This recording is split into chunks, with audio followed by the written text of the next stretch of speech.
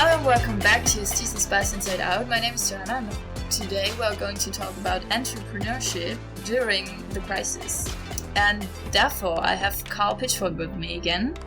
Maybe Carl, you can tell us why you can talk about entrepreneurship. Okay, yeah, hello there again, Joanna. So, over my 33 years now professional experience, I have set up already 3 companies of my own, which were then sold on, okay? So I've done that in France, but also in the UK and in Belgium, so I've got a pretty broad spread of that. And of course, my professional activity next to my teaching and my post at ESTICE and ESPAS is to work directly with entrepreneurs, with family businesses, with founders, because I carry out a very important part, which is an audit or due diligence, what we call in French diagnostic d'entreprise, when they want to sell their own business or when they want to buy another's. So I'm constantly evolving in the area of entrepreneurship. And also probably in a second point, I think that again still not enough is done to incite younger people to set up a company. Maybe it's because it's complicated, so I'm all in favor of all the initiatives where students can get to think about what they could do and to see entrepreneurship as maybe an alternative career. But that's really interesting, because when we talk about startups, we always think about America and the Silicon Valley, etc.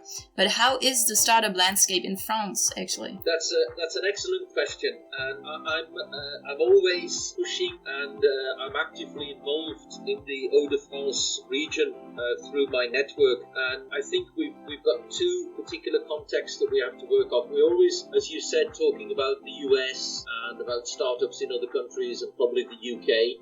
And we never talk, we never hear much about France. It's starting to come, so we're starting to get a lot more, over the past couple of years.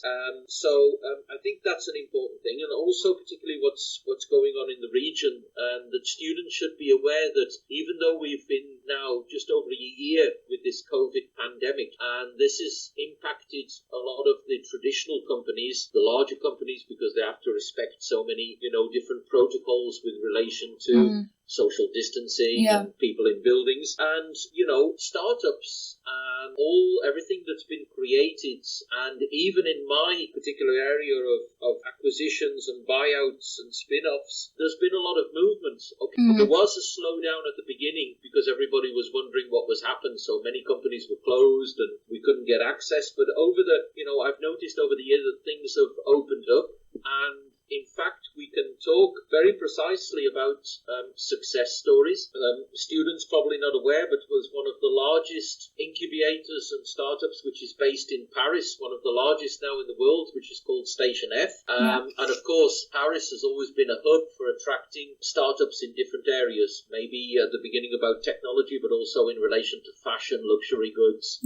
Okay, because Paris has that reputation. But it's also built a very strong reputation in fintech, okay, and that's something that I refer to also during my courses in responsible finance, about what's going on. We always look at London, we're always looking at, New York, San Francisco, and even Amsterdam, but there are lots and lots of initiatives going on in Paris. We're starting also to get to see startups within EuraTechnologies, the large incubator, which is very close to the school, which we have also contacts. Yeah, I was about to say that, because in Lille there are a lot of startups too, right? There are a lot of startups too. Sometimes we think that it's all bad news and it's all negative, and students are saying, but professor, in France, we can't do this, we can't do that. And I want to prove that things are moving, and there are just maybe a couple of initiatives that I would like to mention. There's one actually which is of interest to us, as we're doing a podcast now, which is called iCreo, which is in Tourcoing, and they're in a startup. I think there are just 2 or 3 people involved, and their business is to house or to store podcasts. And they provide software for you on the cloud to store what we're talking about now. That's great. Cool. That's why I thought it would be of interest. Yeah, okay? Of course. And what I wanted to say is they were able to raise 1.2 million for their startup huge. During the COVID pandemic. Okay. So obviously there is that entrepreneurial spirit. So let's carry on. Let's try anyway, even though, everybody's thinking negatively. And that means also that investors are interested. Okay? Yeah. Otherwise, nobody would be putting their money in. And I there see. are others that were created before the pandemic that are even obtaining funding and capital to grow their business, to recruit, and to roll out into, different cities and different towns. Yeah. So I wanted to show that, out of all the negative press and news we hear about, yes, the situation is bad. Hopefully it will get better. But I just wanted to tell students that there is a lot going on. We don't automatically hear about it. Initiatives and companies are being started. It hasn't been stopped. And in my business, companies are being sold. So there is a market for all of that. Can you name some other examples, maybe? Yes.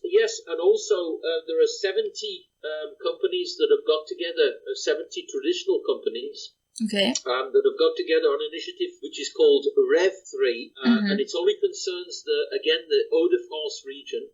Yeah. And what they want to do is that when we get back to some sort of normalities, they want to collect everything that's gone on, all the stories, the success stories, how entrepreneurs have been able to move on, create businesses, get funding, but also how existing businesses have coped, so all the best practices. And they want to bring all of that together and create a sort of movement or initiative, like a platform.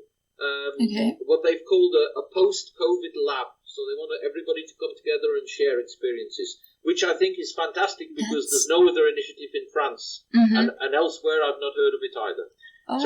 I just wanted to put that focus also on the region. There are huge opportunities out there, but you've got to look for them. They don't necessarily on our face and on our screens. Okay? So basically, it's not only the Silicon Valley, but it's directly in front of our lives here in Lille. Yes. Great. And in all sorts of different activity sectors. That's what's interesting. And you spoke about EuraTechnologies, but there's also Eurasanté. So there's that health and food aspect, which, and there's also the business aspect, but also that social enterprise aspect, which is of interest to both schools. Yeah, great. So really concretely now, if there's one student listening to us, what would you advise somebody who starts thinking about creating his own business but doesn't really know how and feels like he's maybe not competent enough at the moment? What advice would you give somebody who's kind of hesitating? Well, we first of all, I would say within the school, we've already provided advice to a number of students who are in one of the incubators, which is in the Catholic University of Lille. So there's already that ecosystem within the Catholic University and within our school where we've provided advice directly to some students, as each professor which is specialized in particular areas. And I think is to get out and speak to people too. There are many free webinars. There's a lot going on when you look at the incubators, okay? Not only in Hauts-de-France region, but also in Paris. So there's a lot going on to push students to present ideas so they can pitch, they can get practice, they can get feedback, And I would say today sometimes students are frightened because they think that their idea is, not good enough or stupid, or I'm only a student, professor, I haven't got any experience yet. And sometimes they've got to be, a little bit confident. And if it doesn't work out, but at least they've pitched and they get feedback, so they can, they can tweak their idea, they can go back, they can think about it and whatever. And I think also the second thing is that while we're again coming to talk about internships, so there's what we can do internally with the school, but there's also students when they think about internships and everything that they can learn from that is not always to go for the traditional companies, okay? It looks good on a CV, but I think you can learn a lot more when you can obtain an internship in a startup, whatever area it is, but it's obviously interesting if you can be in line with your values and something which is of interest to you, whether it's in the Hauts-de-France region or in Paris, and they can learn a lot more and they can get exposure to entrepreneurs because they're small teams. We're talking about 2, 3, 5, 10 people. So you're working in a small team. You can learn a lot more about business that way. You can learn a lot more about what it is to set up a business and run a business in France before you actually start. Okay. You can also learn a lot more in the tasks, whether it's digital marketing or communication or, all of those things, because they give you real projects. You're not just part of a huge department, where you don't even know indeed who you may be working with. And I think that, it helps students as well to decide, and maybe when they see what happens, maybe they say, oh, yeah, that's not for me. I don't want to do that. So, it helps students as well decide, gain experience, get exposure, and also, make a decision maybe about what they want to do in the future. And maybe also turning around, or what I kept from that is turning around the mindset of at least having tried is already a success. Indeed, yeah. Okay. And there's always, I think, I've noticed this because I've lived in France for a number of years, it's getting better. It's this acceptance and notion of failure. You spoke at the beginning about San Francisco and Silicon Valley. Yes. Okay, but we never hear about how many times all those guys and girls failed before they actually got there. Yeah. Okay, we only hear about the success afterwards. That's true. And it's also important that you shouldn't be put off if things don't work out at the beginning. You've got to go back and tweak it and think about it, okay? And it's starting to change a lot in France about this, giving people a second chance, and, if you did fail, it's not so bad, you're not put in a little blacklist. So I think that's also important in the culture, in the mentality as well to change. So who knows, maybe the incubators in Paris and Lille are going to be the most famous incubators of the 21st century. Well, yeah, it's attracting people even from the outside, and people are also, just to give you some comparison and go around a bit, there are incubators everywhere. We've got them in Amsterdam, but we've also got them in Barcelona. We've got them, and then you get this ecosystem which builds up out being specialized in a particular area, but also the investors that are around that. And that's what attracts people. So why wouldn't I come from, from Turkey, for example, in Paris, and if I'm a French student, why wouldn't I go and try and, try my chances in Barcelona? So, it's pretty much global as well. But, as you say, let's push and let's, invest as much as we can in France. Great. Cool. So thank you for your time again, and see you soon. So to sum up, we can say that in France there's a huge structure and network for entrepreneurs and startups. So for example, the biggest or one of the biggest incubators in the whole world is in Paris, Station F, as Carl mentioned, or Euratech, Eurasanté, in Lille even. And then there are projects like the REF3, as Carl mentioned too, with 70 traditional companies coming together trying to build a platform for the post-COVID scenario where entrepreneurs will be able to exchange their know-how and strategies. So if you want to put yourself out there, you first of all have to see that even the girls and boys in Silicon Valley, as we said it in this episode, failed. They failed often enough to succeed in the end. And you, going to our school, have the possibility to talk about teachers, to reach out for help in startups or do online seminars.